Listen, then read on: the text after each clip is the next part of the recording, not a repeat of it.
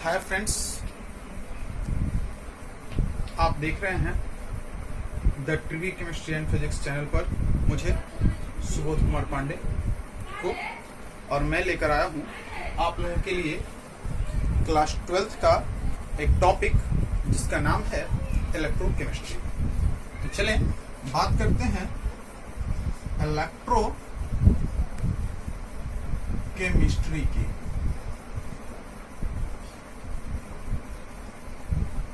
तो इलेक्ट्रोकेमिस्ट्री में आप लोग बहुत चीजों के बारे में सुना होगा, इलेक्ट्रिसिटी कैसे जनरेट होती है वगैरह के बारे में आप लोग जानते होंगे।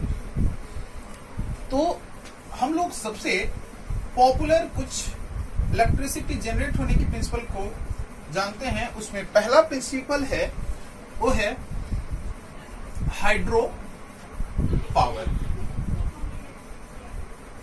इसमें नदियों की जल को रोका जाता है, रोकने के बाद उसे टरबाइन के ऊपर गिराया जाता है, जिसके कारण टरबाइन नाचती है और जिससे मैग्नेटिक फील्ड के कारण इलेक्ट्रिसिटी प्रोड्यूस होता है। दूसरा है न्यूक्लियर पावर। इसमें न्यूक्लियर रिएक्शन से जो एनर्जी प्रोड्यूस होती है, उस एनर्जी को से वाटर का स्टीम बनाया जाता है, उस स्टीम से टरबाइन को घुमाया जाता है, जिसके कारण इलेक्ट्रिकल एनर्जी प्रोड्यूस होती है। तीसरी जो बात होती है वो विंड पावर। इसमें बड़े बड़े टरबाइन को ऊपर लगा दिया जाता है, जिससे हवा की तेज झोंका टरबाइन को घुमाता है और जिससे हम लोगों का इलेक्ट्रिसिटी प्रोड्यूस होती है। और फाइनली अब हम लोग देखने जा रहे हैं अगली प्रोसेस, जिसमें बात करते हैं इलेक्ट्रिकल एनर्जी और केमिकल एनर्जी का। तो इलेक्ट्रोकेमिस्ट्री है क्या, इसकी सबसे पहले चर्चा की जाती है। तो इलेक्ट्रोकेमिस्ट्री दो वर्ड से आया है, जिसका नाम है इलेक्ट्रो, जो आया है वो इलेक्ट्रिसिटी, और केमिस्ट्री जो है वो केमिकल एनर्जी को लेकर आया है। केमिकल एनर्जी यानी कि इलेक्ट्रोकेमिस्ट्री एक ब्रांच है जो हमें इलेक्ट्रिसिटी और केमिकल एनर्जी, मतलब केमिकल रिएक्शन और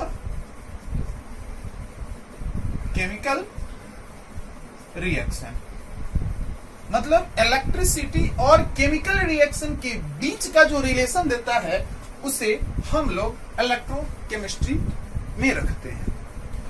अर्थात हम लोग दूसरे टर्म्स में ऐसे भी कह सकते हैं कि the branch of chemistry in which we deals about the relationship between electrical energy and chemical energy. तो इलेक्ट्रिकल एनर्जी और केमिकल एनर्जी की बात थोड़ा सा हम लोग और डीपली करेंगे। तो देखते हैं इसकी प्रोसेस को।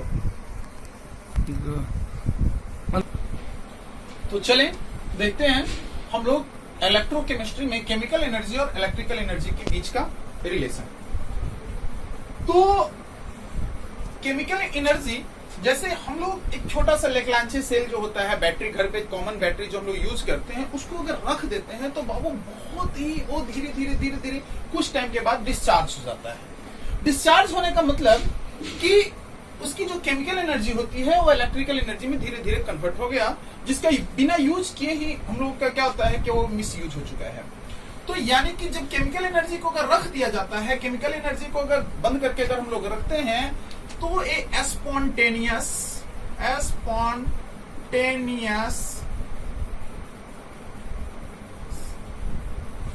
प्रोसेस में आराम से केमिकल एनर्जी इलेक्ट्रिकल एनर्जी में चेंज कर जाता है।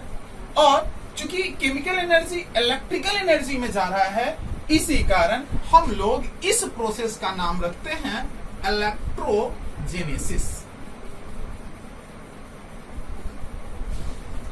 तो अगर आपसे कोई पूछता है कि इलेक्ट्रोजेनेसिस क्या है, तो इलेक्ट्रोजेनेसिस क्या होता है, सामने इस डायग्राम में पता चल रहा है कि the spontaneous process in which chemical energy change into electrical energy. अब बात करते हैं अगर हमारा इलेक्ट्रिकल एनर्जी केमिकल एनर्जी में चेंज करता है तब। तो जब हम लोग बैटरी को चार्जर से कनेक्ट करते हैं तो चार्ज होने लगता है। चार्ज होने लगता है इसका मतलब इलेक्ट्रिकल एनर्जी केमिकल एनर्जी की ओर जाता है। यानी कि जब हम लोग इलेक्ट्रिकल एनर्जी को केमिकल एनर्जी में करवाते हैं तो उसके लिए अलग से डिवाइस वगैरह करना पड़ता है। यानी कि वो स्पॉन्टेनियसली अपने आप होने वाला रिएक्शन ना है, बल्कि वो जो प्रोसेस है वो नॉन स्पॉन्टेनियस प्रोसेस है।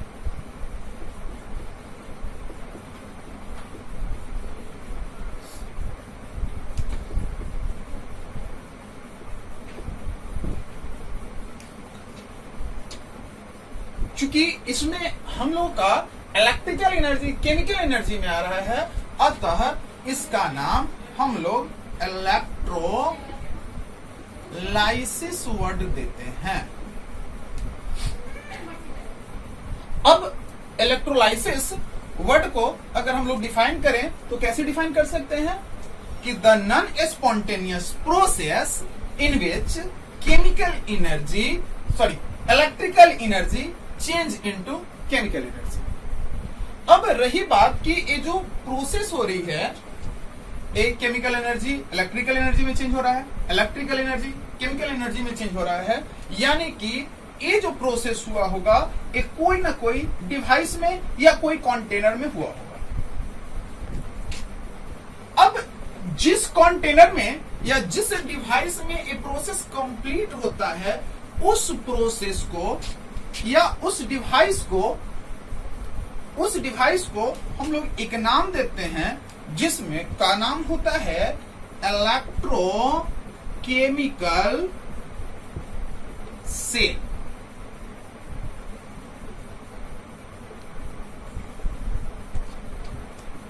तो अगर आपसे कोई पूछे कि इलेक्ट्रोकेमिकल सेल क्या होता है, तो क्या जवाब हम लोगों को मिलेगा कि द डिवाइस और कंटेनर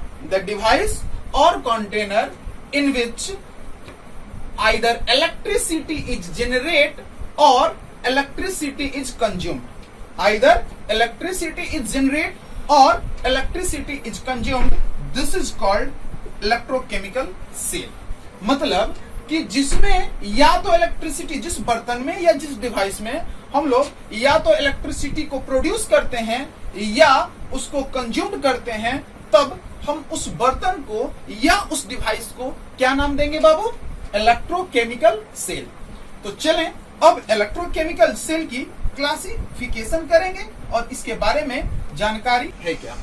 इस इलेक्ट्रोकेमिकल सेल को पढ़ने से पहले एक रिएक्शन को जानते हैं जिसका नाम है electrochemical reaction. Electrochemical reaction. Electrochemical reaction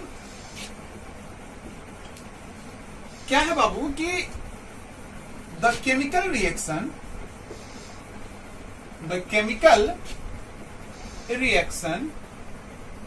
in which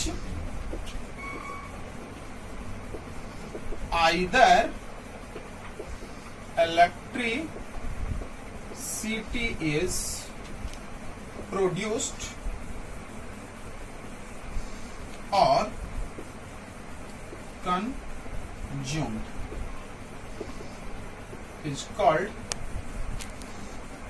electrochemical reaction. मतलब कि जिसमें इलेक्ट्रिसिटी या तो बनता हो, प्रोड्यूस होता हो, या उसका यूज कर लिया जाता हो, कंज्यूम होता हो, तब उसको हम लोग इलेक्ट्रोकेमिकल सेल नाम देंगे। अब इस इलेक्ट्रोकेमिकल सेल के बाद का वर्ड देखते हैं जो है इलेक्ट्रोकेमिकल सेल। इलेक्ट्रोकेमिकल रिएक्शन के बाद की बात करते हैं हम लोग इलेक्ट्रोकेमिकल सेल की। तो चलें, मैं पहले ही बता चुका हूं आप लोगों को कि सेल का मतलब आइदर डिवाइस होगा और कंटेनर होगा। तो अगर हमें इसे डिफाइन करना हो तो कैसे डिफाइन करेंगे? इसे डिफाइन करने के लिए हम लोग क्या बोलेंगे कि अ डिवाइस और container in which electrochemical reactions are carried out. मतलब कि जिसमें कि इलेक्ट्रोकेमिकल रिएक्शन कंप्लीट करता हो, जिस डिवाइस में, जिस कंटेनर में इलेक्ट्रोकेमिकल रिएक्शन कंप्लीट करेगा, तब उस डिवाइस को, उस कंटेनर को हम लोग इलेक्ट्रोकेमिकल सेल नाम देंगे। तो देखते हैं इलेक्ट्रोकेमिकल सेल को डिफाइन करके। अ डिवाइस और कंटेनर in which electrochemical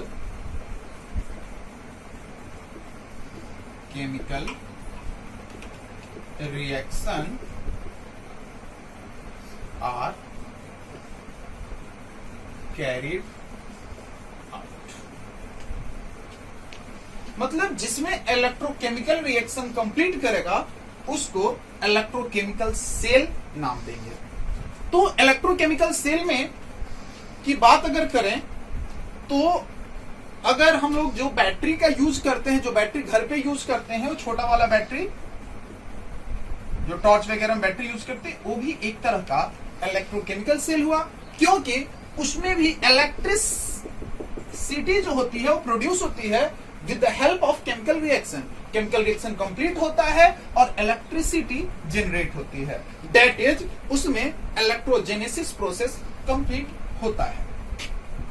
अब बात करते हैं आगे के टॉपिक का, जो है classification of electrochemical cell. Classification of electrochemical cell. तो इलेक्ट्रोकेमिकल सेल बाबू हमारे पास दो टाइप का होता है। पहला गैल्वेनिक सेल और वोल्टेइक सेल, और दूसरा जो होता है वो है इलेक्ट्रोलाइटिक सेल। तो चले बात करते हैं सबसे पहले पॉइंट का, जिसका नाम है हमारे पास गैल्वेनिक सेल। तो गैल्वेनिक सेल में हमने पीछे आपको बताया था कि केमिकल एनर्जी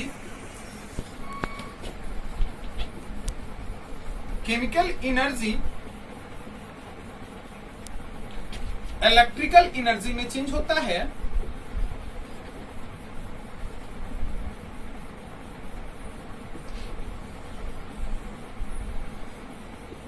और इलेक्ट्रिकल एनर्जी केमिकल एनर्जी में चेंज होता है। तो मतलब कि जो डिवाइस हम लोगों का केमिकल एनर्जी को अगर इलेक्ट्रिकल एनर्जी में चेंज करता है, तब इस सेल का नाम डालते हैं गैल्वेनिक सेल।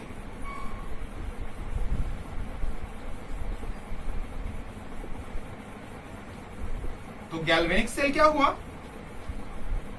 कि अ डिवाइस और electrochemical cell in which chemical energy change into electrical energy, यानी कि जिसमें केमिकल एनर्जी हम लोगों का अगर इलेक्ट्रिकल एनर्जी में चेंज करता है, तब उस सेल का नाम रखते हैं गैल्वेनिक सेल। अब इस सेल में के दो हमारे पास मेन तीन कंपोनेंट्स होते हैं। अगर देखें कंपोनेंट्स ऑफ गैल्वेनिक सेल, तो गैल्वेनिक सेल के तीन कंपोनेंट्स होते हैं। पहला जो होता है उसको बोलते हैं हम लोग ऑक्सीडेशन हाफ सेल। दूसरा होता है रिडक्शन हाफ सेल, और तीसरी पॉइंट जो होती है हम लोगों की, वो इन दोनों के बीच के बीच में जो कांटेक्ट बनाता है उसको बोलते हैं सॉल्ट ब्रिज।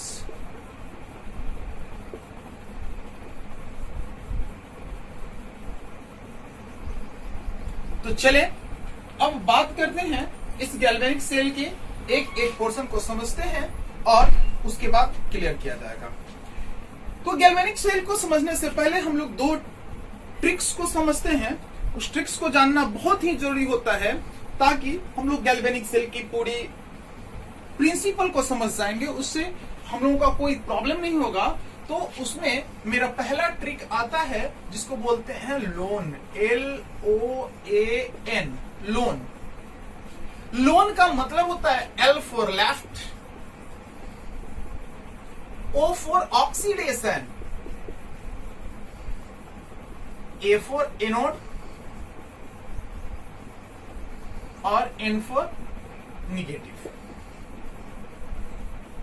इसका मतलब कि जो लेफ्ट साइड में इलेक्ट्रोड होता है उस पर ऑलवेज ऑक्सीडेशन होगा। ऑक्सीडेशन बोले तो loss of electron, loss of electron, यानी कि ऑक्सीडेशन प्रोसेस में हमेशा हम लोग जानते हैं कि इलेक्ट्रॉन का लॉस होता है। जहां पे लॉस ऑफ इलेक्ट्रॉन होगा उस जगह पे को हम लोग एनोड देंगे और उसका साइन होगा निगेटिव। चलिए दूसरी ट्रिक की बात करें तो दूसरी ट्रिक हम लोगों के पास है, वो है R2PC। R2PC, एक R का मतलब हो गया हमारे पास राइट, दूसरे का रिडक्शन, P फॉर पॉजिटिव और C फॉर कैथोड।